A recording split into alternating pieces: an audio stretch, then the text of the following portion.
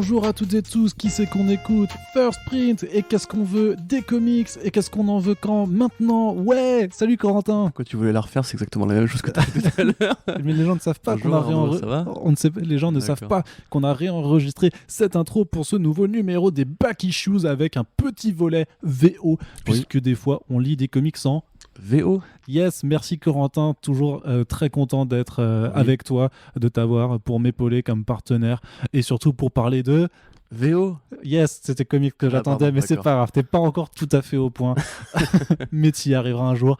Sache que voilà, saisis ta chance, vis tes rêves.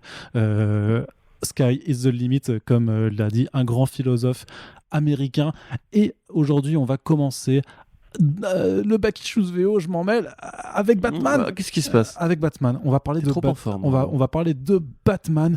Je viens de prendre un café en effet à l'heure où on enregistre ce podcast. C'est waouh, c'est allez, on parle de Batman. Voilà, et j'ai mis quelque chose dedans. Ce n'était pas du sucre, même si ça en avait l'apparence. Mais je le disais donc, Corentin, dans cette émission, on a quelques titres à aborder qui sont sortis là ces quelques dernières semaines. Il y a toujours énormément de choses qui sortent, alors on doit faire un petit tri et vous parler de choses qu'on a envie de vous faire kiffer et de vous faire découvrir dès maintenant, puisque la VO c'est cool, il faut soutenir nos comic shops en France qui en proposent. Et donc on va commencer avec le premier numéro de la nouvelle anthologie Batman Black and White, sorti chez DC Comics. Batman Black and White, un projet qui était parti de l'initiative de l'ancien directeur artistique Mark Ciarello. J'ai essayé Mark Ciarello. Si, voilà, c'est la famille. L'Italie qui revient à la surface. Tout de suite, voilà. Faut pas s'en débarrasser. Par contre, voilà, on a essayé. On essaye, mais voilà, le chassé naturel, il revient au galop. Et Batman Black and White, c'était né, voilà, tu vois. Dandidio. C'est ça. Je rappelle que je suis italien, donc j'ai le droit de faire ce genre de vanne. Merci. Bref, donc Mark Ciarello qui avait initié donc ça il y a maintenant une bonne génération, c'était dans les années 90, je crois, le premier volume. Il y a bien 25 ans, même. Oh oui, 25 ans, oui. 92, 93, si je me rappelle bien, un truc comme ça. Bref, j'ai pas les dates en tête, mais grosso modo, le principe, c'est des équipes créatives très généralement de renom qui proposent de courtes histoires sur le Chevalier Noir avec, vous l'aurez compris, le principe qui est que les dessins restent en noir et blanc pour laisser, en gros, les artistes s'exprimer dans toute la beauté du crayonné et de l'ancrage. Et c'est le 5e volume du coup de cette anthologie qui revient. Le 4e Batman Black and White, c'était en 2013-2014, je crois. Tout à fait, exactement. Ouais. Je m'en rappelle encore, on disait déjà, on était sur DC Planet à ce moment-là. Et donc, même si Mark Ciarello fait partie des gens qui ont été sauvagement licenciés cette année chez DC Comics, d'ailleurs, ça m'a buté complètement de voir le crédit de Mark Ciarello dans l'ouverture du single issues. Je sais vraiment pas comment le prendre. C'est normal qu'il y soit, et en même temps, je trouve ça d'un cynisme assez dingue de lui faire pour celui qui a créé le truc alors qu'il a été complètement viré, enfin bref. Au-delà de ces considérations, on a donc un premier numéro là qui est sorti au tout début du mois de décembre et donc qui amorce le 5e volume de cette anthologie avec des histoires écrites par Paul Dini, par James Tynion IV, par J. Willow Wilson, et on a aussi J.H. Williams III qui est à la fois au scénario et au dessin, et Marios également qui opère sur les deux plans. Et donc en autre dessinateur, on a Andy Kubert, Greg Smallwood et voilà, du coup, ce que je les ai tous dit. Et puis Mario, c'est J.H. Williams III, du coup. Oui, c'est ça. Oui, voilà, qui compte dans les dessinateurs, voilà, dans les deux. Qu'est-ce que t'en as pensé, Corentin? Alors juste rapidement, en fait, c'est 96 du coup pour le 96, pas 93. Voilà, et c'est d'ailleurs assez amusant puisqu'effectivement l'anthologie Batman Black and White, elle vient aussi, donc, comme tu l'as dit, du travail de Ciarello qui s'était inspiré par les anthologies, qui s'était à l'époque inspiré de l'anthologie Creepy, qui était donc un truc dont on vous a reparlé récemment à l'occasion de la mort de Richard Corben, qui fait partie en fait de ces titres de Warren Publishing, qui était connu, comme tu dis, effectivement, pour avoir de courtes histoires, qui étaient généralement des histoires d'horreur, en noir et blanc, mais surtout avec un format de page qui était assez réduit. Et tout l'exercice, justement, c'est de réussir à faire tenir une petite nouvelle, ou une nouvelle, ou même une poésie, ou un moment anthologique, une digression, une digression, effectivement un petit épisode qui peut être très fort en termes de symboles, ou bien très anecdotique, ou bien très amusant, etc. Alors le truc, c'est que justement, comme toutes les anthologies, il y a à boire et à manger. Et évidemment, c'est le jeu, tout ne se vaut pas au niveau qualitatif. C'est d'ailleurs marrant de voir qu'on a un Kubert ici alors qu'on en avait un autre pour Wolverine Black, White and Blood. Ouais. Puisque du coup, récemment, Marvel a imité le modèle Batman Black and White avec Wolverine en rajoutant le rouge qui est la couleur du sang. On avait le débat hors micro et moi, en fait, je trouve que effectivement Batman garde une supériorité par rapport à ce projet assez jeune qu'est Wolverine.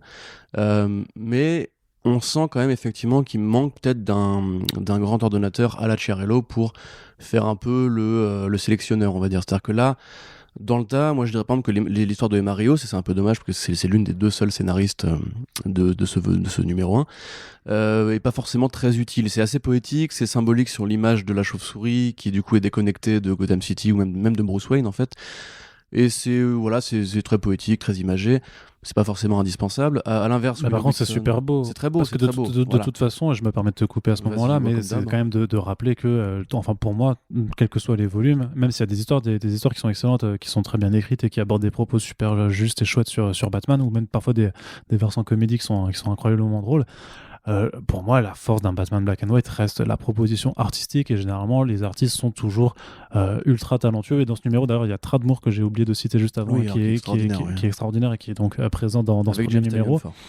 Et Marios, effectivement, c'est pas ce qui m'a le plus marqué sur ce que ça raconte. Par contre, c'est beau à mort. Je commençais par les défauts et pour attaquer sur le bon ensuite. Histoire de rappeler qu'elle a quand même gagné un Eisner Award en tant que cover artiste cette année. C'est une très bonne artiste, effectivement, mais en fait, voilà. T'as raison effectivement de dire que généralement Batman Black and White quand même se vaut beaucoup pour le dessin.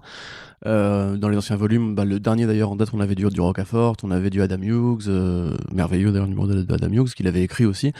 Là en l'occurrence, c'est vrai que scénaristiquement, parce qu'il y a quand même une part de scénario qui est importante. Paul Dini, il a déjà fait du Black and White. On a eu du Otomo qui a fait du Black and White et qui avait fait justement quelques pages, un numéro assez intéressant sur la schizophrénie de Bruce Wayne. Il y a toujours en fait un rapport entre les deux. Là par exemple, je trouve que le numéro qui est écrit par James Tynion, enfin le court numéro par James Tynion et illustré par Tradmoor, il est aussi intéressant sur le plan du scénario, puisque en gros il te mène dans la tête d'un agent de la Ligue des Ombres, dont le but en fait est d'aller affronter Batman pour le compte de Ra's al Ghul avec une armée d'autres ninjas comme lui. Et c'est rigolo de voir en fait qu'ils savent très bien qu'ils vont perdre, mais que si ils arrivent à lui arracher un moment de faiblesse et juste à lui mettre une patate qui est bien placée, ils considèrent qu'ils ont gagné quelque part. Après évidemment, sans le dessin de Tradmoor, cette histoire-là serait beaucoup plus anecdotique. Là effectivement, Tradmoor en noir et blanc. D'ailleurs c'est rigolo parce que la page qui est intégrée au numéro ne fait pas mention de son travail chez Marvel. C'est là que tu vois un petit peu les petites filouteries qui parlent juste de Luther Strode, évidemment. Bande de bâtards. Tu fais une sélection et forcément tu fais pas. Silver Surfer Black, c'est quand même le travail qu'il a un peu mis sur la carte pour le mainstream moderne, tu vois. Oui, non, mais après, j'ai envie de dire qu'il faudrait aller regarder dans les crédits justement de Silver Surfer Black s'ils ont s'ils ont parlé, oui. Bien sûr. On est d'accord.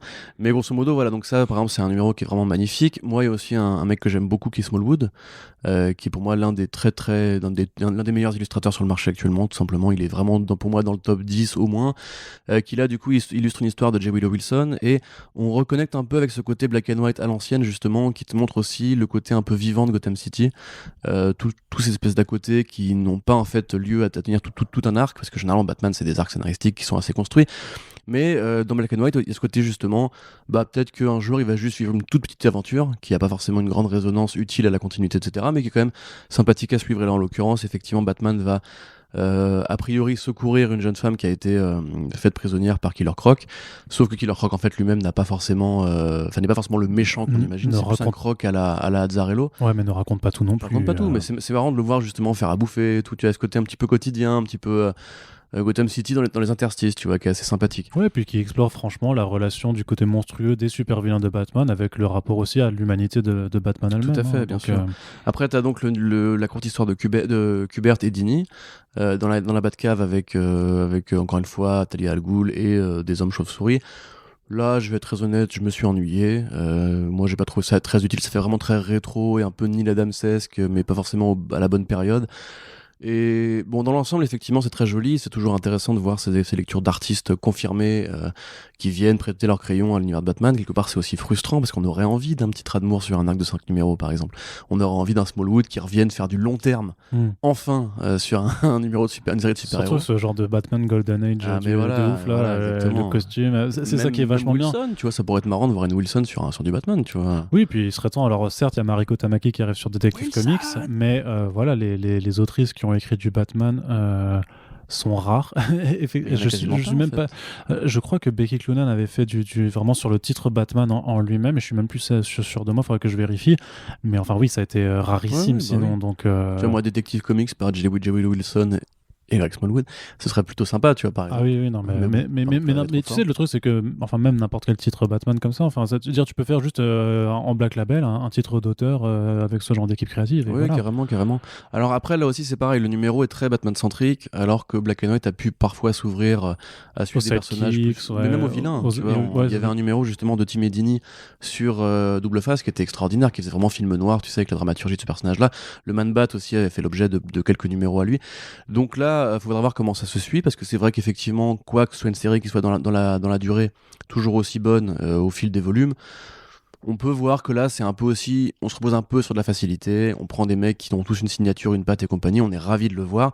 Moi, limite, je serais intéressé par voir Black and White, justement, accueillir Ramvé, au hasard, tu vois, et Anand Darka qui a fait avec lui Blue and Green, ou même voir un petit Sienkiewicz qui reviendrait pour un petit numéro bonus et tout. Ouais, t'imagines. Enfin, ça pourrait être l'occasion, voilà, grosso modo, de prendre un peu les baloches et pas juste de faire du bon qui satisfasse, mais voilà, d'essayer un peu de créer plus, parce que il faut quand même que la série, pour moi, se justifie sans Chiarello, parce que je suis désolé, je n'arrive pas à oublier le fait qu'effectivement, on lui a arraché ce produit-là, qui lui appartenait, qu'il a lancé, et qu'il supervisait jusqu'au dernier volume, et que là, finalement, bah, on a récupéré la bonne idée sans le créateur, et donc, ça risque, pour moi, de tourner un peu en automatique. Après, là, je coupe les cheveux en quatre, évidemment, c'est super bien d'avoir, encore une fois, d'humour, du Smallwood, même du Kubert. Hein. Le numéro est pas extraordinaire, mais il est bien illustré.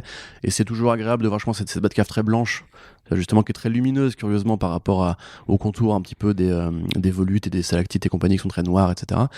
Donc, à suivre. J'ai pas vu le roster pour les prochains numéros.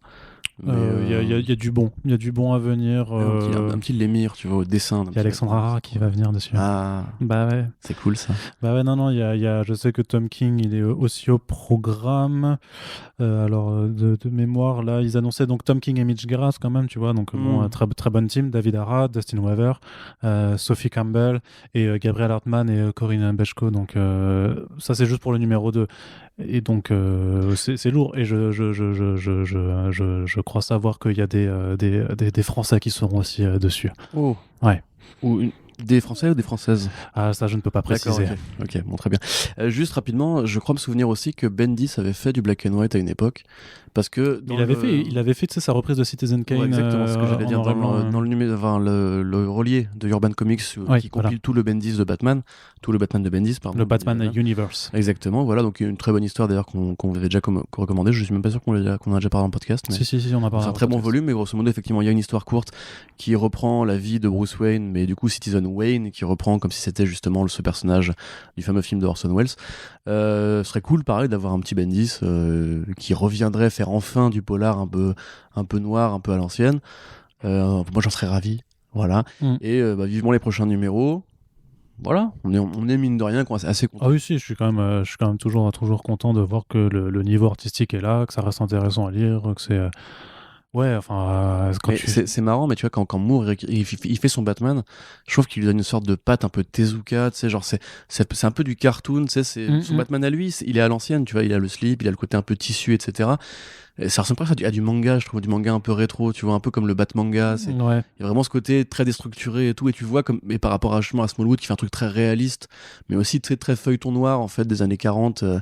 Et c'est vrai qu'il y a quand même cette variété qui s'impose. Mais voilà, enfin bref, je sais pas pourquoi je développe là-dessus, mais... Ouais, parce que t'avais envie, mais c'est bien que tu te sois repris, parce que sinon j'allais faire une blague sur la variété qui s'impose, mais d'accord. Du coup... Aya Nakamura, non? Ouais, c'est ça, j'allais dire quand même. Merde, je lis ton cerveau. Allez, on passe Madame Nakamura. À la suite avec un petit peu de... Tu voulais donc nous parler un petit peu d'un titre qui est sorti chez Marvel, qui s'appelle donc Taskmaster, le maître des corvées. Donc les 2 premiers numéros sont sortis. Vas-y, déroule-moi un petit peu le tapis. Non, c'est comme, oui, comme ça. Tu sais que Marvel a un historique en France, donc il y a pas mal de choses qui ont été traduites et certaines qui restent. Et du coup, sur les relais Panini, ils mettront le maître de corvée, tu penses? Dans le titre? Ouais. Non. Ouais, d'accord. Tu vois, parce que c'est pas l'homme araignée, Non. sinon, je sais pas. Oui, non, mais bien sûr, non, non, mais c'est. Le docteur tentacule. Après, je sais qu'il y a eu des, voilà, il y a des traductions de l'époque qui restent, notamment quand tu fais des rééditions des séries en intégrale et tout ça, pour les nouveaux volumes et tout. Je suis pas certain. Je sais pas si quels sont les. Ils doivent avoir une charte de noms qui restent traduits chez eux ou pas. Alors, pour vous en parler du coup rapidement, cette série sur le maître de corvée, moi, elle m'a intéressé. C'est quoi, du coup, il doit balayer C'est ça, mais c'est ce que j'imagine. Maître de corvée, j'imagine un mec de surface, tu vois, avec c'est sa ça. petite casquette et tout. Mais C'est terrible. le gros tueur, le maître de corvée. Mais non, mais grosso modo, voilà, c'est intéressant parce que Marvel, on sait, commande des produits à des scénaristes et à des artistes pour accompagner un petit peu les projets qui sortent au cinéma et en série télé. Enfin, du coup, les projets qui sortent sur Disney+. Maintenant, il faut dire comme ça, c'est la nomenclature officielle. Et là, en l'occurrence, effectivement, on avait vu avec US Agent de Christopher Priest qu'ils avaient commandé à Christopher Priest une série sur le personnage de John Walker, entre guillemets, parce que la série The Falcon and the Winter Soldier allait arriver.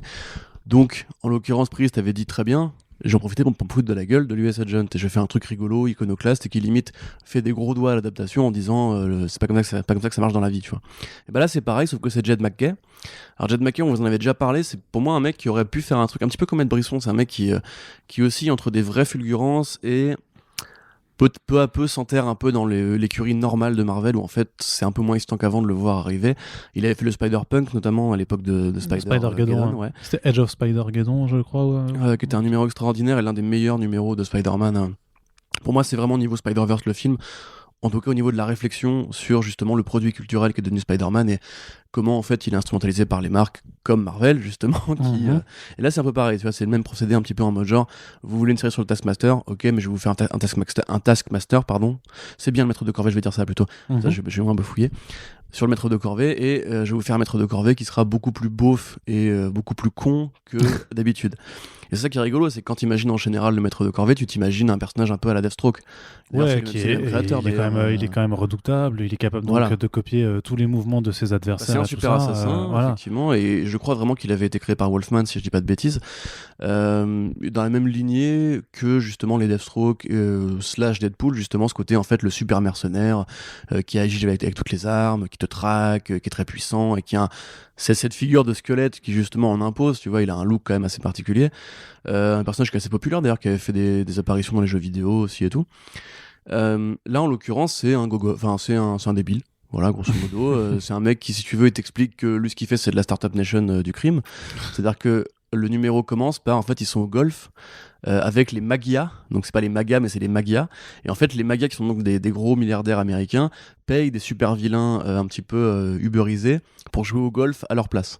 Tu vois, et grosso modo, t'en as un qui engage Bullseye, qui du coup est le tireur, qui est le mec le plus précis du monde, et l'autre engage le Taskmaster pour jouer au golf à leur place, tu vois. C'est génial. Non mais c'est hyper marrant, et justement il y a vraiment des gros trolls envers Trump, etc. Et même le maître de corvée lui-même, si il troll à mort Bullseye en le disant, tu sais, c'est marrant que Marvel ait validé ça. Oui, non mais je te dis, c'est rigolo, c'est comme US Agents, tu vois, où les mecs en fait ils se disent bon, ça passera inaperçu, je pense, tu vois. Et tu vois, à un moment donné, t'as le maître de corvée qui dit à Bullseye, tu sais, j'ai vu Daredevil combat, du coup, si tu veux, je peux imiter son style et te péter la gueule comme lui, tu vois. Donc t'as Bullseye qui est super vénère et tout. Bon, après, t'as quand même le côté un peu placement de produit, puisque mine de rien, évidemment, donc dans la série, grosso modo, pour vous faire le pitch, Maria Hill se fait assassiner. Et donc tout porte à croire que c'est le maître de corvée qui l'a fait. Donc c'est exactement le pitch automatique, standard, qu'on a dans toutes les séries de ce genre-là, en mode genre voilà, quelqu'un a été tué, c'est probablement toi, lave ton honneur, nanana. C'est ce que nous a fait récemment Christopher Cantwell avec le Docteur Doom, c'est ce qui avait été fait aussi avec à l'époque de Tales of Suspense avec Hawkeye et Clint Barton qui cherchaient à trouver une Black Widow qui évidemment n'était pas morte. Et c'est un peu le même délire, tu vois, c'est ce côté un petit peu la petite série, tu sais, qui a pas duré très longtemps, qui va employer ce personnage-là un petit peu à la marge entre espionnage et mercenariat, etc., et qui va bien défourailler. Donc ça commence, c'est super rigolo. T'as un Nick Fury qui est vraiment Sam Jackson à fond, qui balance des bonnes grosses F-bombes et compagnie. Et c'est vraiment, tu sais, c'est le Nick Fury de Menace to Society, tu vois, qui lance vraiment, qui n'a rien à foutre et compagnie. Enfin, c'est le Sam Jackson de Menace to Society. Dans le numéro 2, c'est aussi assez rigolo, parce que je me demande si McKay a pas essayé de faire une petite réflexion, un peu hommage à Frank Miller, puisque le Taskmaster, c'est vraiment chiant à dire, va affronter Hyperion. Alors pour ceux qui voient pas du coup qui est Hyperion, en fait dans l'univers Marvel, il y a ce qu'on appelle le Squadron suprême, et en fait c'est la Justice League donc de DC, mais dans l'univers Marvel. Donc ils ont un Batman, ils ont une Wonder Woman, ils ont un Superman qui est Hyperion, et il va l'affronter et le battre exactement comme, comme Bruce Wayne avait battu Superman dans DKR en fait. Donc je sais pas trop à quoi il veut en venir avec ça, si tu veux, à part évidemment se foutre de la gueule. Il y a même un petit côté le Mandalorien, tu vois, parce que Ouais. le Taskmaster n'enlève jamais son casque, tu vois, il faut pas qu'on Ouais. voit son visage et tout. Donc c'est quand même assez bien foutu, il y a des vrais dialogues de punchline, des vrais échanges de punchline entre Fury et lui. C'est un bon dialoguiste, John McClane. Ah oui, oui, non, mais ça fuse, et justement, c'est vraiment ce côté. C'est vraiment ce côté, Marvel veut faire du placement de produits et vendre des comics un petit peu clés en main pour ceux qui voudraient découvrir les BD Marvel après avoir vu les films. Et sans le faire exprès, ils font des bons comics. C'est ça.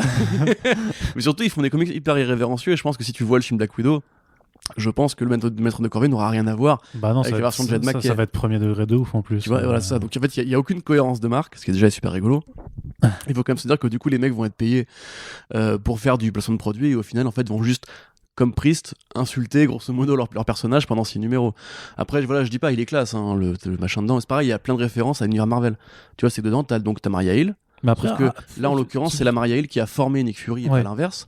T'as l'agent Coulson, et en fait, l'agent Coulson, c'est un gros geek. C'est un mec qui va au comic shop et qui fait attendez, quand même, le Squadron Suprême, donc la Justice League, c'est les meilleurs en vrai et tout. Et tu sais, il parle vente avec le boutiquaire et tout. Enfin, c'est super rigolo. Donc, vraiment, voilà, moi, comme je dirais, comme pour les Agents, si vous avez envie de vous marrer un petit peu aux dépens des personnages de Marvel et aussi qui fait un peu l'action, parce que c'est vraiment des bonnes séries d'action qui fusent, qui vont vite, où ça défouraille. Enfin, le combat avec Hyperion est assez stylé pour le coup. Ouais. Vraiment, non, c'est du bon produit de commande qui, justement, en fait, tord un peu le coup produit de commande. C'est-à-dire que le but n'est pas de Mais il y a peut-être faire la quelqu'un. promo de la série Black Widow ni de la série Falcon et Winter Soldier. Le but est juste de faire du bon comics qui se moque de ces personnages dans le contexte trumpiste avec les magas, etc. Mais alors, faudrait regarder vraiment qui est l'éditeur en question. Mais je veux dire, quand même, peut-être qu'aux grandes instances de Marvel, CB Cebulski, Tom Brevoort ont encore une âme d'éditeur quand même, et qu'ils répondent donc aux demandes qui viennent encore de plus en haut par rapport à Marvel Studios et tout ça. Mais qu'ils se disent vraiment, ouais, on va réussir à dégager des trucs fun et artistiques C'est vrai, c'est et possible. intelligents à partir de trucs Bien qu'on nous a sûr. littéralement commandés. Mais tu donc, sais, c'est comme dans Spider-Geddon, l'événement global était mauvais, mais il y avait quelques idées vraiment super iconoclastes, comme le Man Spider. Tu sais, c'est plusieurs araignées qui ont bouffé en fait Peter Parker, et Oui, comme oui, pour oui. Swamp Thing, absorbé ses souvenirs, et qui pensent qu'elles sont un homme qui serait Spider-Man en fait. Ce qui est juste affreux. Horrible, Enfin, ouais. c'est un croisement entre le mec insecte de Naruto et le côté un peu Swamp Thing, etc. Ça, tu vois, c'est une putain de bonne idée. Il faudrait une série sur ce mec-là d'ailleurs, une série un peu d'horreur, un peu bizarre, etc. Mais il arrive parfois que des événements comme ça, justement, enclenchent de bonnes choses. Là, en l'occurrence, c'est assez rigolo de voir que pour deux produits qui, justement, tirent sur le côté paramilitaire, parce que tu sais, Black Widow, c'est la cousine du Falcon et du Winter Soldier, grosso modo, ils sont à quelques balles d'intervalle, on va dire. Et là, grosso modo, c'est les deux projets qui sortent à 2 mois à 2 mois de suite, et qui sont dans la même veine, en mode foutons-nous un peu de la gueule de Trump, foutons-nous un peu de la gueule de notre héros, qui est en définitive un peu une blague méta en soi, et ça marche bien. En plus, c'est plutôt joli, enfin, c'est du C'est mainstream, Alessandro Vitti au dessin, Ouais. et ouais, c'est un très Ouais. très bon, C'est le mec qui a fait dessinateur. Suiciders avec The Suiciders, Kings of Hell. ouais, bah, je trouve qu'il a pris un peu en finesse du coup, parce qu'à l'époque ça bavait plus que ça. Ouais, mais après, le contexte de Kings of LA justifiait que ce soit un peu cradingue, quoi, mais Vitti est un très bon artiste en plus d'être quelqu'un d'hyper agréable en tant qu'être humain. Donc, Et bah très bien. un bon titre à soutenir, très Valide. bien. En tout cas, bah, franchement, j'irai jeter un œil sûrement parce que je m'attendais pas à ce que tu me vendes aussi bien la chose. Je te remercie, Corentin. Et voilà, donc on a fait notre quota de mainstream, de Big Two. Et donc, on va aller maintenant du côté un petit peu plus de l'indé. Alors, on commence du côté de Ahoy Comics, petite maison d'édition qui a commencé, qui a fait ses débuts déjà en VF chez Delcourt, avec L'Autre Terre, notamment de Tom Payer. Tout à fait. Aussi avec zut, le titre avec les vaisseaux spatiaux avec des chats là qui étaient trop marrants. Ah merde, Captain Ginger. Ouais, Captain Ginger, voilà, qu'on avait abordé cet automne dans les premiers back issues de VF qu'on avait fait. Et donc Star Trek pour les furries. c'est ça. Et en début, alors très prochainement, il y aura donc le Second Coming de Mark Russell qui arrivera bientôt, je sais, en début d'année. Et donc là, la deuxième mini-série a démarré. Donc, Second Coming, le principe de la première mini-série, c'était grosso modo Jésus, enfin Dieu est un peu dépité que Jésus soit fait rouster la gueule par les humains. Et donc, après des siècles à grogner un petit peu au paradis, il voit qu'il y a un super-héros qui est apparu sur Terre qui s'appelle Sunstar, donc qui est grosso modo Superman. Et donc, il décide d'envoyer Jésus sur Terre pour apprendre aux côtés de Sunstar. À la fois, du coup, et à la fois, Sunstar va apprendre lui-même de Jésus, puisque il va apprendre que quand on est un super-héros, tous les problèmes ne peuvent pas se résoudre qu'avec les points et les super-pouvoirs. Et à l'inverse, Jésus est là pour montrer aussi que des fois, il faut taper sur la gueule des méchants. C'est vrai, c'est vrai. Et donc voilà, c'est un double enseignement dans les deux sens, en fait, qui est là pour vraiment parler. Alors, je vais le dire de façon très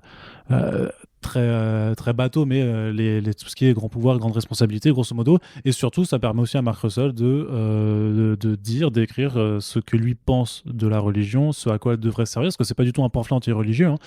Loin de là, c'est d'ailleurs quelque chose qui lui avait été reproché avant même que le premier numéro ne sorte, puisque pour le petit historique, Second Comics, ça devait sortir chez Vertigo à un moment. Non, je confonds pas avec... Si, non, c'est ça. En fait, Second Comics devait arriver chez Vertigo Comics, donc chez DC. Et il y avait Fox News, je crois, qui en avait parlé, ou enfin un réseau de républicains arriérés dans le style, qui avait dit c'est un scandale de montrer Jésus dans ce contexte-là. C'est un peu les talibans. T'avais aussi les 1 Million Moms, je crois, qui avaient fait des pétitions. Il y avait une pétition qui avait reçu des centaines de milliers de signatures. Au final, évidemment, un mois après, ces gens-là étaient énervés après autre chose, parce que c'est un peu comme ça que ça marche. Et Mark Russell, il a juste pris le projet, il s'est barré, il est allé chez Ahoy, qui était ravi de l'accueillir. Et effectivement, DC avait dit en bonne intelligence, nous on n'est pas contre, mais il faudrait éditer des trucs. Si t'es pas d'accord, tu peux sortir. Et Mark Russell avait dit, il n'y a pas de friction avec DC. Juste que apparemment ils sont un peu frigides. On en avait parlé avec ça, donc autant que j'aille ailleurs. On en avait parlé à New York et aussi en DM, mais grosso modo, c'était quand même que plus le temps passait et plus l'éditorial aussi changeait chez DC, que plus en fait il avait de retours avec de plus en plus de trucs à changer. Et il y a un moment, en fait, il a juste dit, en fait, là, j'ai pas envie de tout changer, donc est-ce qu'on peut arrêter, quoi. Et oui, et je me rappelle que notamment la scène d'ouverture de Second Coming 1, c'était quand même la scène du jardin d'Éden avec des fruits en forme de tub et de foufoune. Donc, mon Dieu. Non, mais Vertigo ne peut plus publier ça. C'est con, hein, ça, on parle bien du Vertigo qui a publié Preacher fut un temps, mais qui en 2019, 2018, ne pouvait plus publier ce genre de choses. Enfin bref, l'important c'est que c'est sorti chez Ahoy, ça arrive en VF chez Delcourt, et le second tome a démarré en VO chez Ahoy Comics, donc avec Second Coming Only Begotten Son, donc toujours avec Mark Russell au scénario et Richard Pace au dessin. Et alors, de quoi ça parle? Grosso modo, c'est une ouverture, une introduction très très cool.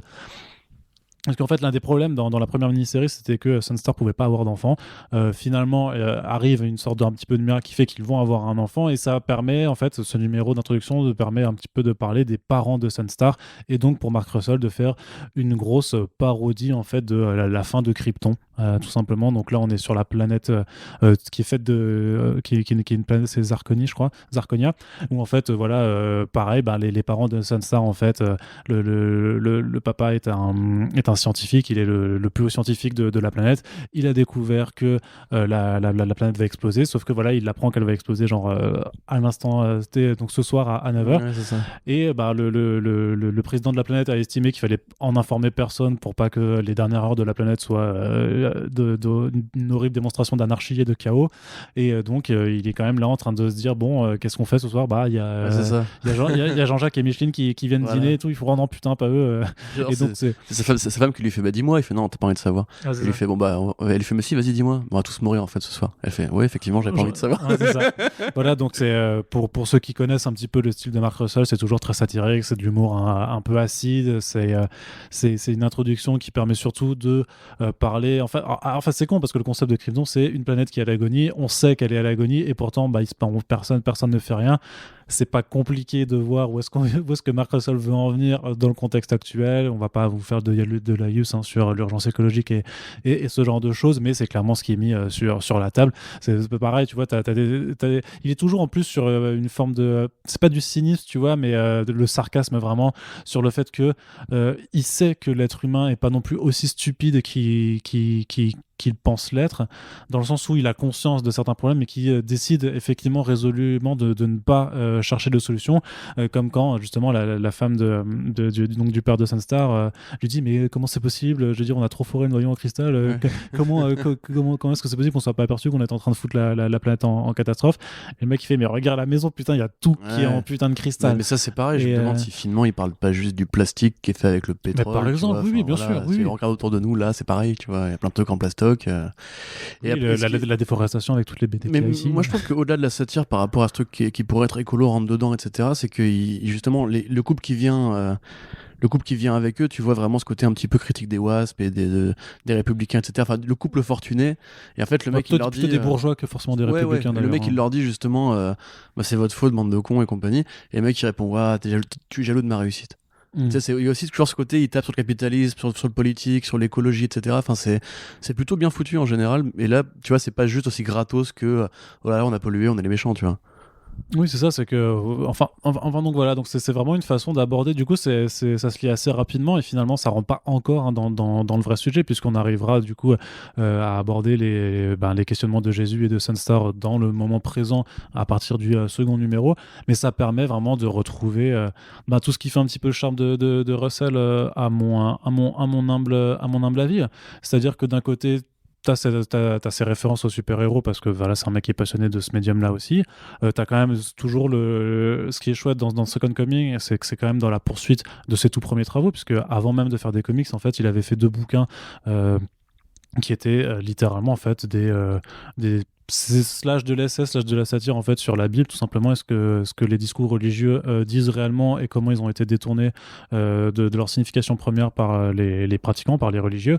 Donc c'était God, je l'ai plus. C'est terrible. Bah vas-y, continue à parler, je vais le chercher. Ouais, tu vas le chercher. Donc en fait, voilà, c'est juste que dans Second Coming, je retrouve vraiment en fait vraiment une continuité. God is disappointed with you et Apocrypha now. Voilà, je les ai. Quel talent, n'est-ce pas?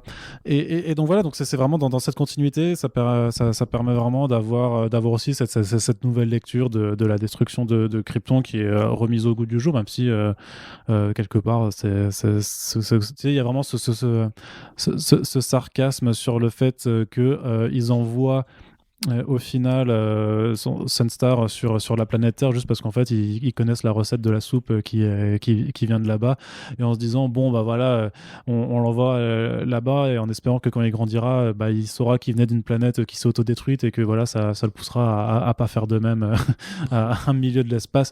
Bon, enfin là aussi bien entendu difficile de ne pas lire le message sous-jacent.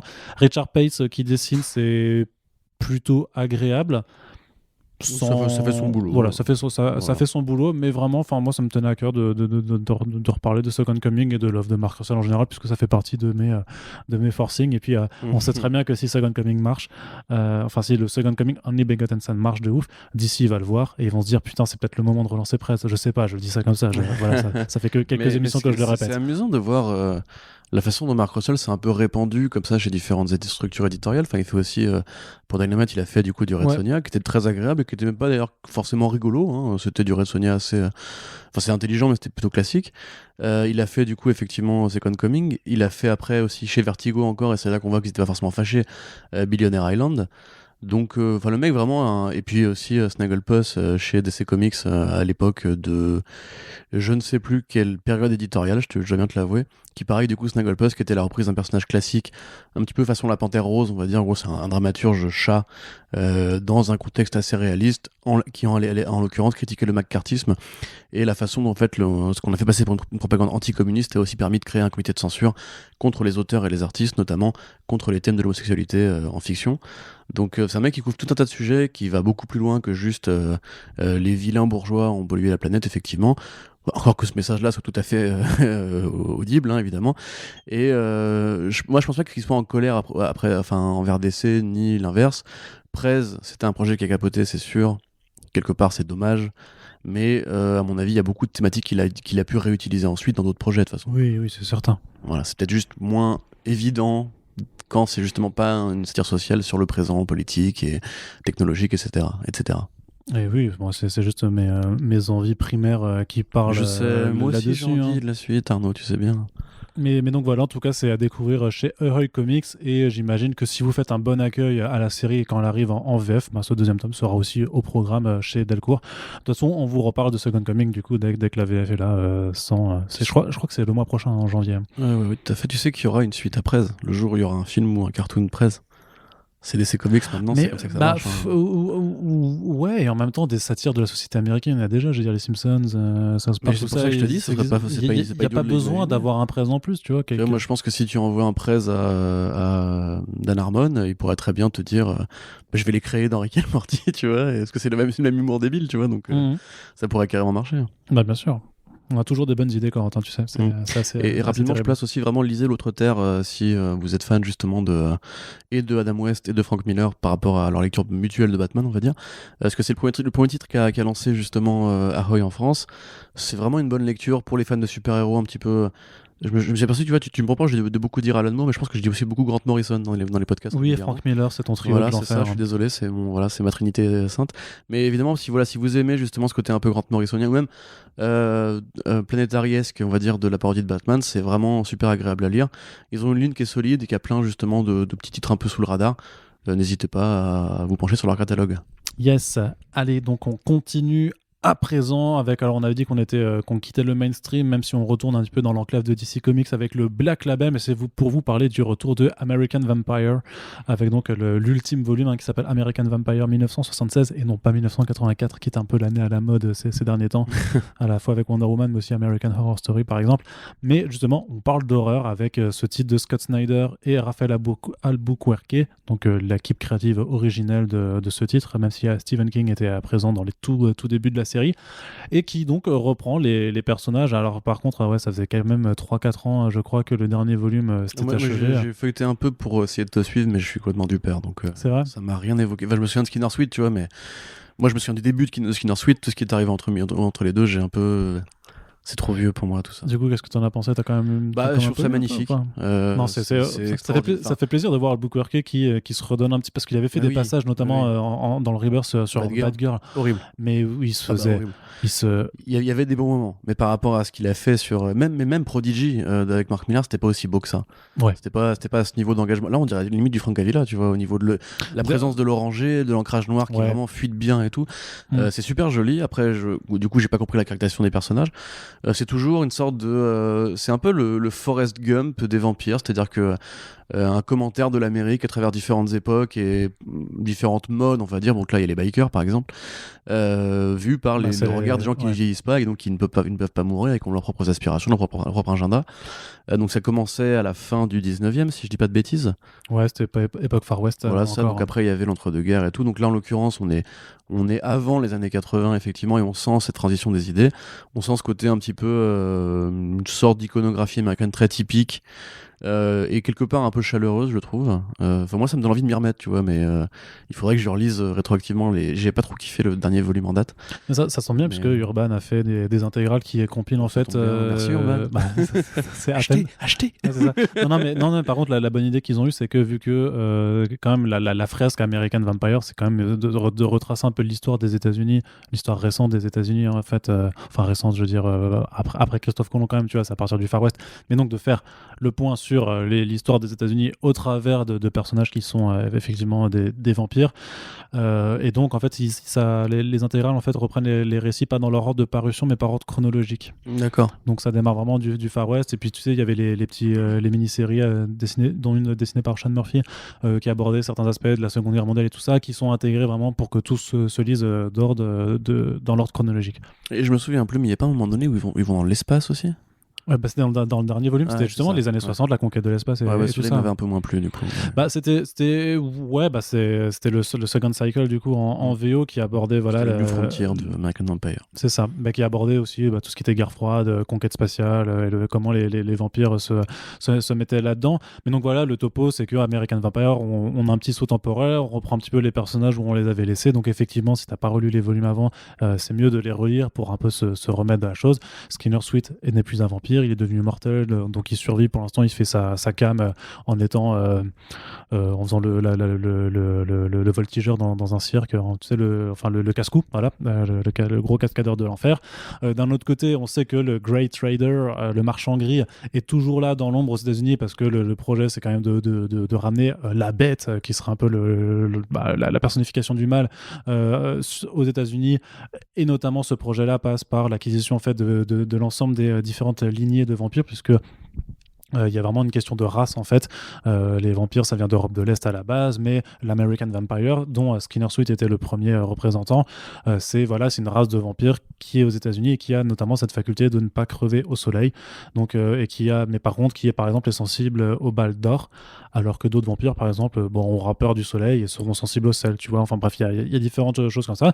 Donc d'un côté, on suit Skinner Sweet qui est retrouvé par Pearl Rose, donc là aussi qui était un personnage des tout premiers volumes, qui elle a été vampirisée, et donc elle le demande un petit peu de l'aider dans une mission qui lui rappellera un peu le temps du Far West, et elle ramène avec lui un autre personnage que les tout premiers lecteurs reconnaîtront d'emblée, qui renvoie vraiment aux racines du western de la série. Donc je n'en dis pas plus, il y a 3 numéros qui sont sortis, mais il y a quand même pas mal de surprises, c'est ce que j'apprécie vraiment, même si c'est un peu des grosses ficelles scénaristiques. Je trouve que ça fonctionne, vraiment. Scott Snyder, hein. Oui, c'est sûr. Ouais, mais c'est quand même moins gros que, Je t'aime bien, Scott, que d'autres. Et d'un autre côté, il y a une enquête aussi qui suit son cours à New York, donc, où des gens sont retrouvés complètement sans la peau, comment on appelle ça? Dépecé. Non, c'est pas dépecé, c'est un autre terme. Écorché, voilà. Ils sont complètement écorché, oui. Ils sont intégralement écorchés. Et a priori, la personne qui cherche à faire ça essaie d'attirer l'attention du Great Trader, du marchand gris. C'est-à-dire que à la fois du côté du monde des humains comme celui des vampires, tout le monde n'a pas forcément envie que la grande bête arrive. Donc tu as cette impression un petit peu de...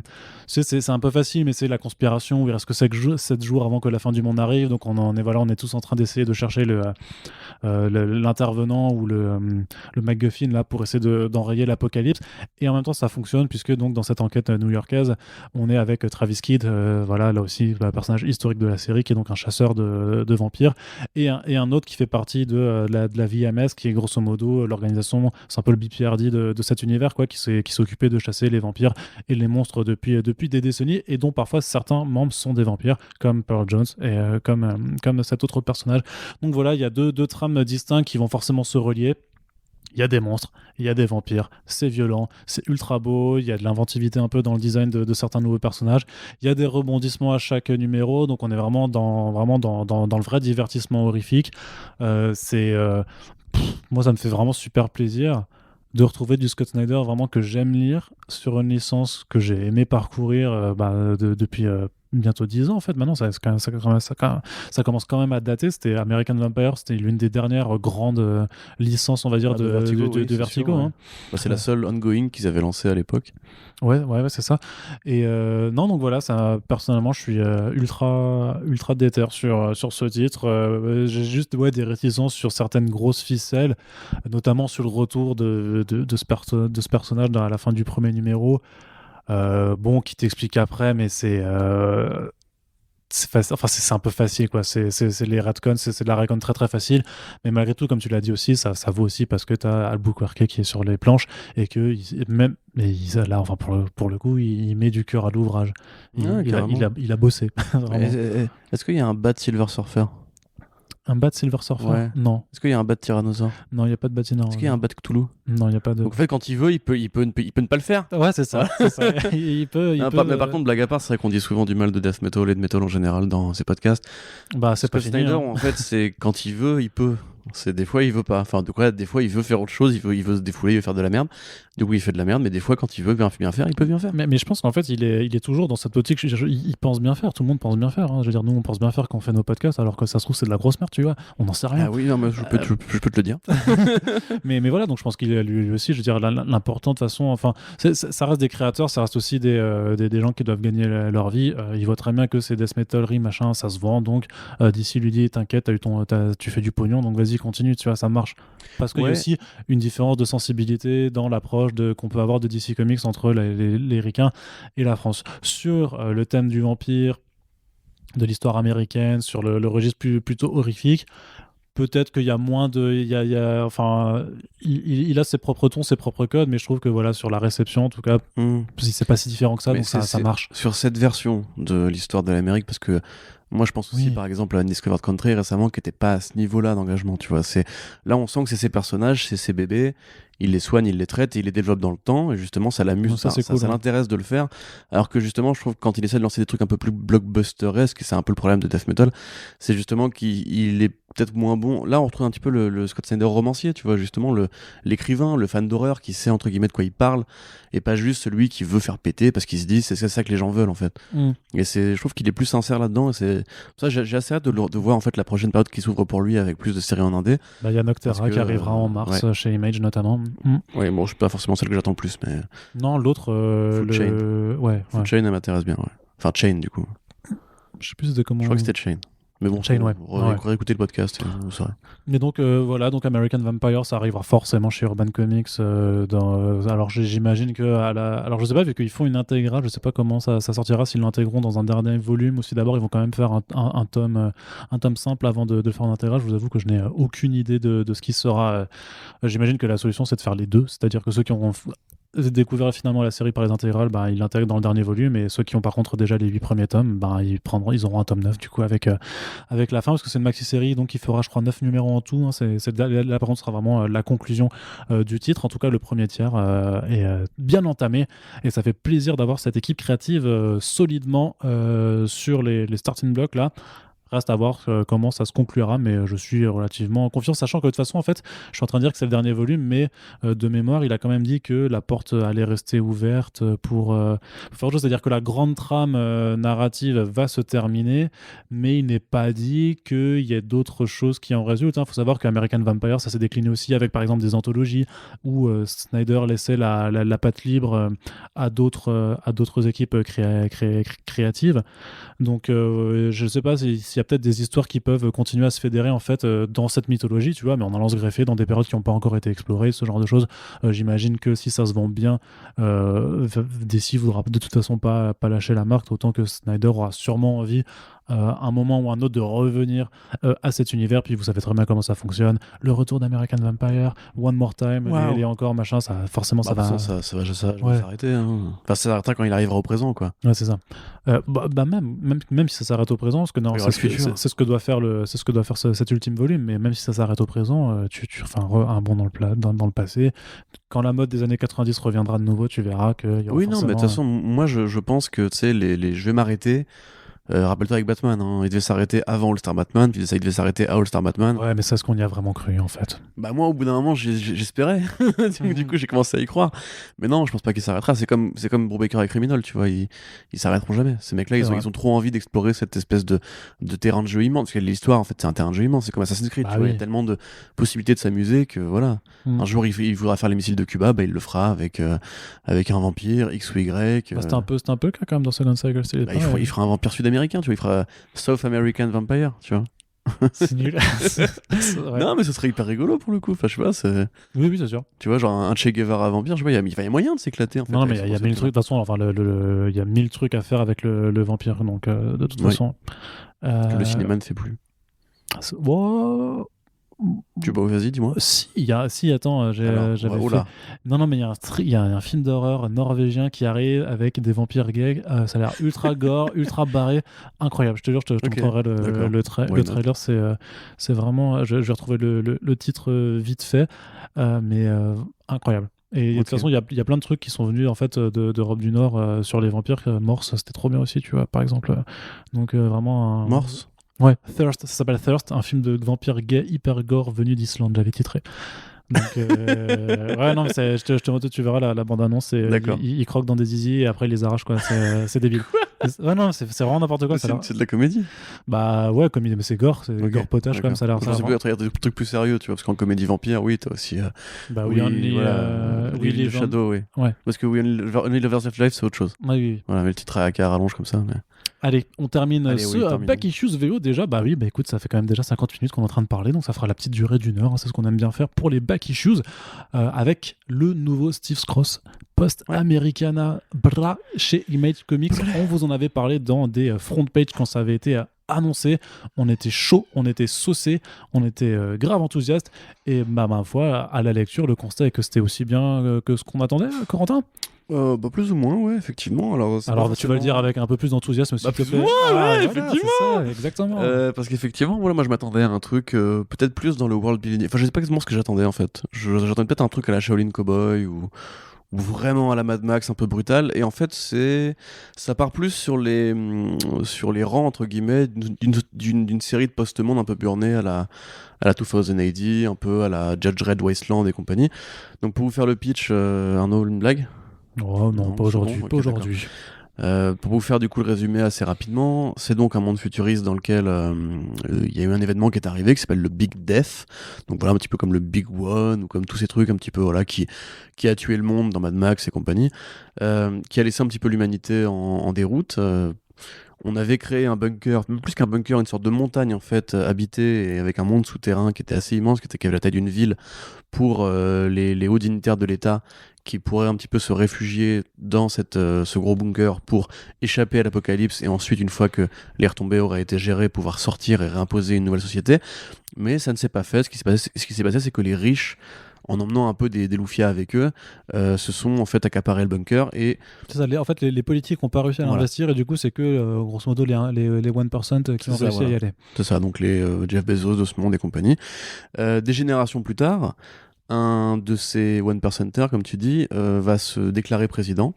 Donc des États-Unis, entre guillemets, quoi, pour le peu qu'il en reste, former une armée, mettre le peuple à genoux, et une petite couche de résistants va essayer de lui mettre des bâtons dans les roues, dont le héros, qui va essayer de fomenter un attentat, de voler un avion pour aller quelque part, on ne sait pas où, et en chemin, ils vont devoir s'arrêter avec son pote, et ils vont tomber sur l'humanité, entre guillemets, qui a vécu en dehors du mur. Pendant toutes ces années, Voilà. voilà. Voilà, la Game of Thrones. Qui est un petit peu tombé en désuétude C'est ça. façon Mad Max Même, trash. façon Encore plus même, trash, façon quoi. même, c'est la fin. Tu vois, le film Ouais, avec aussi. Seth Rogen, tu vois, où Ouais. en l'espace de 2 jours, t'as Danny McBride qui a domestiqué Channing Tatum, qui mange des gens et qui couche avec Channing Tatum. Tu vois, c'est pareil, c'est le même délire. C'est une humanité ultra vulgose, ultra violente, qui aime bien. Tu vois, C'est un mélange de Mad Max et d'idiocratie, en fait. exactement, ouais, exactement. Il y a vraiment ce côté foutage de gueule assumé. Genre, dans le coup, bon, évidemment, il y a des cannibales, puisque dans ce monde-là, c'est un peu la règle, il y a toujours des cannibales, Ouais.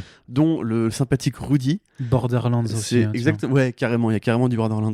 Et il y a vraiment ce côté, en fait, Rudy, c'est un cannibale, mais il est pas méchant. C'est-à-dire que grosso modo, il t'explique à un moment donné sa vision de la vie et de la société. Et il dit, tu sais, être cannibale, c'est pas juste C'est manger des humains. Non, mais c'est ça. Oui, c'est manger des humains. C'est ça, voilà. Ça correspond vraiment à une façon de voir le monde, une façon de penser les choses, les gens. C'est en fait comme un végétalien, t'imagines, te donnerait un petit peu sa clé de compréhension par rapport au fait de pas manger de viande et compagnie. Là, c'est l'inverse. C'est ça. En Et, fait, c'est vraiment le genre de mec à dire non, mais tu vois, le truc, c'est que nous, les cannibales, on est vraiment juste rabaissés au fait qu'on mange des gens, mais c'est plus que ça. C'est ça. Et il y a son pote qui lui dit waouh, c'était très beau, Rudy. Mais grosso modo, voilà, c'est du foutage de gueule assumé et c'est ultra violent, du coup, évidemment. Il y a aussi un commentaire, bon, évidemment, c'est très politique, hein, très très politique, que ce soit par rapport à l'Amérique de Trump, même pas forcément, enfin, c'est plus l'humanité face un petit au désordre, on va dire. C'est quand même très, très anti-Trump, puisque cette personne qui s'improvise nouveau président des États-Unis, on raconte que c'est un mec qui est pas du tout politique à la base, qui est juste un riche et doublé en fait, d'un psychopathe qui veut vraiment dominer, du coup. Tout le reste du peuple, donc Ouais, je suis d'accord, mais la charge est assez il aurait pu aller plus loin, parce que le mec ne personnifie pas Trump, tu vois. C'est un mec qui est carré, qui fait plus hitlérien, tu vois. Il est carré, il a une vision. Tu sais, au départ, il y a le numéro sur un discours où il dit je pense qu'on est prêt parce que déjà je vois les gens en face de moi, donc les riches, du coup, qui sont tous bien, etc. Je vois les soldats qui sont le peuple est enfin prêt à servir plutôt qu'à se rebeller, et les ouvriers sont enfin prêts à accepter l'obéissance et la soumission plutôt que le désordre. Et il y a vraiment ce côté, en fait, c'est un fantasme de société post-monde à Elon Musk, tu vois. C'est vraiment ce côté laissez-moi l'intellectuel riche et puissant vous diriger. Vous qui voulez vous rebeller, vous êtes des casse-couilles. Vous qui voulez pas vous battre pour moi, vous êtes des couards. Et c'est moins dans le côté Make America Great Again, tu vois. Là, c'est plus dans le côté on va servir et massacrer ceux qui sont pas d'accord avec nous. Après, il y a vraiment un truc par rapport à l'écologie qui me paraît assez évident justement, et par rapport aussi à la bouffe, tu vois, typiquement on parlait de Rudy le cannibale, mais il y a aussi les poulets mutants, tu vois, par exemple, que c'est un truc qui est vraiment de l'humour très anglais justement, où t'expliques que à force de faire muter les poulets, ils les ont un peu rendus à leur stade de dinosaure grosso modo, et maintenant c'est les poulets qui chassent les humains. Ils sont assez flippants d'ailleurs ces poulets, je trouve. Ouais. Et voilà, c'est de la violence gratos, qui est très bête, qui est très défouloir. T'as une tribu de cannibales qui ont des scalps et de la peau humaine en guise de vêtements. Enfin, tu sens vraiment le côté un peu irrévérencieux, encore une fois, hein, on y revient, et violent et vulgose de Maestros, mais appliqué du coup là à un monde futuriste, là où Maestros était appliqué plutôt ça à un monde un petit peu Alan Moorien ou Grant Morrisonien, justement de la magie. Maestro, c'était un petit peu Promethea vu par un alcoolique qui aime bien les blagues de beat. Bah là, grosso modo, c'est un peu Mad Max vu par ce genre d'individu. Donc c'est très prometteur, encore une fois. Je trouve qu'on a un peu de mal à situer justement les héros. C'est beaucoup d'action pour un seul numéro, tu vois. Ça va se décompter dans le temps, évidemment. Mais c'est très prometteur, c'est très joli. Il y a toujours ce trait un peu à la Geoff Darrow. Ouais. Avec ses contours super mous, super. Ça foisonne de détails, oui, c'est c'est hyper ça. riche. Donc voilà, un Le style... gore est très gore, Ouais. et très jaillissant, on va dire. Ouais, mais j'adore. T'as plein de références un peu culturelles, genre l'armure du gars qui fait vachement Universal Soldier, tu vois, enfin, tu sais, le mec qui est récupéré, etc. Et tu vois que les humains à l'intérieur du mur, ils ont tous des gueules très lisses, alors que tous ceux qui sont dehors, ils ont des gueules burinées, pleines de détails, des pustules et tout, tu vois, vraiment ouais, c'est le la différence wasteland, de classe, vraiment, quoi. c'est ça. Hein. Ouais, exactement. Bah, un truc que Mad Max avait moins, tu vois, justement, où tu voyais quand même Max, il a une gueule normale, tu vois, il a pas une gueule de balafré, C'est Tom etc. Hardy. Hein, c'était Tom Hardy. ah oui, je sais, c'est compliqué dans les dire Tom Hardy, ouais. Et Mel Gibson, donc voilà. Ouais. Mel Gibson, tu peux l'enlaidir. Lui-même, c'est enlaidi, tu vois, tout seul. Ouais, t'abuses un peu. Ouais. mais voilà, enfin, Steve Scroff, hein, pour ceux qui le remettent pas forcément, c'est Maestros, notamment, donc une mini-série aussi dont on vous a dit le plus grand bien qui est publié chez iComics. Donc on peut espérer que Post Americana arrive aussi chez eux. Rien n'est moins sûr pour l'instant. On verra bien. Steve Scroff, il y a aussi We Stand on Guard avec Brian Kevon, que je trouve aussi très très bon, qui est donc disponible chez Urban Comics. Un artiste accompli, ultra talentueux, à ne pas mettre entre toutes les mains pour le contenu effectivement très graphique de ses œuvres.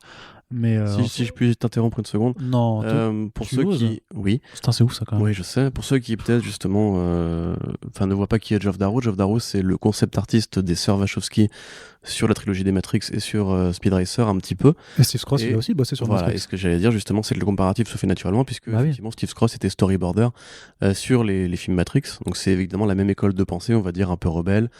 Et il y a vraiment un cousinage attiré entre le Shaolin Cowboy et Post American. Ah ouais, de ouf. Ouais, bien sûr. Ça pourrait se passer dans le même univers quelque part. Oui, carrément. Mais le Shaolin Cowboy, c'est un très très vieux Zatoichi ou Jackie Chan qui combat des punks futuristes dans un wasteland un peu monstrueux. Bah là, grosso modo, c'est pareil, sauf qu'on rajoute plus de guns et un contexte politique. Et un peu plus d'histoire quand même. Un peu plus d'histoire aussi. Quand même, c'est peut-être. C'est plus scénarisé. Peut-être que Scross arrive plus à canaliser en fait son énergie, ce côté punk dans le scénario, tandis que Geoff Darrow est vraiment dans Shaolin Cowboy se laisse juste exploser ses envies artistiques, même s'il n'a pas forcément énormément de choses à raconter. Il a envie de se faire plaisir. Les deux disent la même chose, tu vois, modo, sur l'humanité. Oui, la violence, la vulgarité. Le constat. Enfin voilà, c'est vraiment, ça fait ultra plaisir aux yeux. Coup de cœur de toute façon, oui, tout à fait. clairement. Donc un peu le truc, voilà, si vous devez faire vraiment des choix, parce que bien entendu les budgets ne sont pas illimités, continuez de soutenir Image Comics et Steve Scross et allez vous ruer sur Post Americana. On peut vous garantir que vous ne le regretterez pas, mais l'ensemble des numéros chroniqués dans cette émission, ce sont des choses qu'on vous recommande vraiment. Voilà, on a fait notre petit tri sur tout ce qui sort, parce qu'on n'arrive pas, de toute façon, on n'arrive pas à tout lire. Donc de toute façon, on fait aussi le c'est déjà bien. Hein. Oui, non, ça représente déjà aussi un petit budget, donc voilà. Merci Corentin pour cette émission, ce Back Issues VO. On espère que ça vous a plu, on espère que ça continue de vous plaire, on espère que vous continuerez d'écouter les prochains Back Issues.